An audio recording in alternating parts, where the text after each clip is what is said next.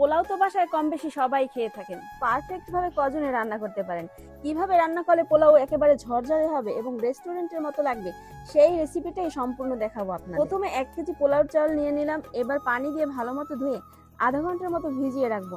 অবশ্যই দোকানের থেকে ভালো পোলাও চাল নিয়ে আসতে হবে। এবার একটা হাঁড়ির মধ্যে তেল গরম করে দারচিনি আর এলাচ দিয়ে দেবো। এবার দিয়ে দেবো পানি। যারা পোলাও রান্না করতে পারেন না তাদের জন্য দারুণ একটা টিপস আছে। এই টিপসটি ফলো করলে আপনিও পারফেক্ট ভাবে পোলাও রান্না করতে পারবেন। প্রথমে পোলার চালটা আপনি মগ দিয়ে মেপে নেবেন। যে কয় মগ চাল হবে তার ডাবল পানি দিতে হবে, তাহলেই আপনার পোলাওটা পারফেক্ট হবে।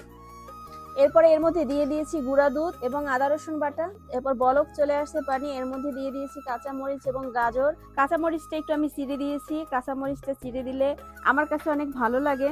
আপনাদের যদি ভালো লাগে তাহলে দিবেন, না হলে দিবেন না। এরপর দিয়ে দিয়েছি লবণ। লবণটা অবশ্যই পরিমাণ মতো দিতে হবে।